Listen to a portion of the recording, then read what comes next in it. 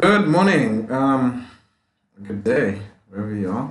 My name is Zoza, and today I'm going to be presenting Tic Tac Toe, basic Tic Tac Toe game using Python.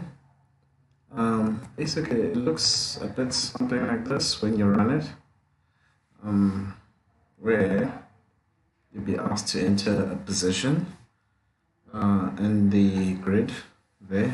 As you can see, if you enter 1 for player X, position row position 1, then you enter column position 1, and then your program will go ahead and actually show X in that position. And if you enter row 2, column 2, there it will actually switch according whose turn it is to O, and so on. So it's a two-player game, back and forth, until there is a winner. For example, player X will put row 3, column 1, and perhaps player O will put row, let's say row 2, column 3, give O, so it's that one, but player X will go ahead and put column 2, row 2, sorry, and in column 1, go ahead and win this game. Player X, you win this game, and the game finishes. So this is a simple and straightforward game.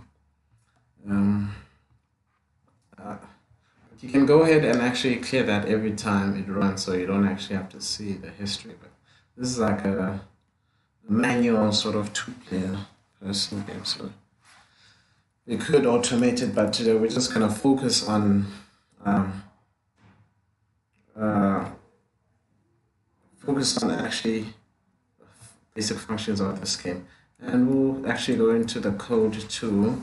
So here's what some of those variables. This is using a nested list to keep record of the grid,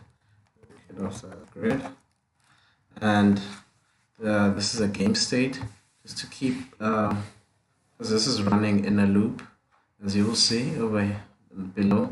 It's running in a loop to whether to check if the game is still valid, and it can go for another loop, or is there a winner, is there a loser. Keeping a record of whose turn it is over here, whether it's player X or player Y. This function, here's the functions below, is about 1, 2, 3, 4, 5, 6, 7, basically seven functions or procedures or events. This one is just to switch whose turn it is. That's all it does. These variables will be stored here, and every time in that loop at the bottom, as you will see in the main, they will be just switched around according to who's playing. This will check for the wins for player X, check for the win all possible row positions, which is not much. So for the first row, it just checks, and the second row, third row, for the first column, second column, and third column, and then the actual diagonally, it will check diagonally too, which is over there, which is included over there. And this one, if it's not player X's turn, it'll check for O. Just looking at the top. Okay. Then of course it'll check for draws, which is possible at this game, but won't implement that just today. So we'll just look at making a move, placing a move on the the axis, or on the grid, on our list. Example, over here I used for loops just to place an O or place an X to search for those positions. This might be unnecessary, but I just did it for to see if that just to keep control where the of the grid, and if these variables submitted by the user don't meet that condition within that loop or that range. This is where the user will be prompted to enter row position and also validate that, make sure everything is running smoothly and return that. Also over here, go ahead and clear some of these lines.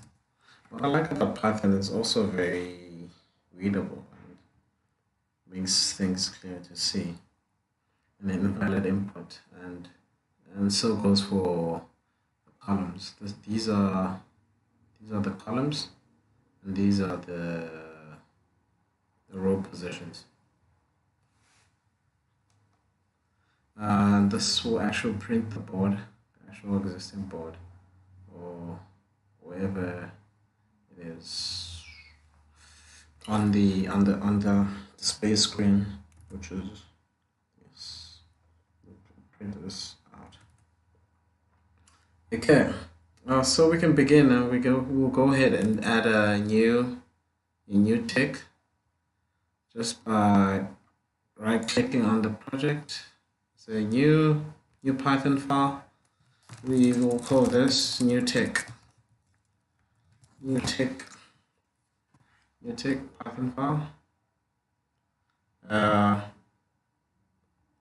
Just drag this out. There we go. So the first thing we did, just notice it was variables. Declare those variables. We will need an array list.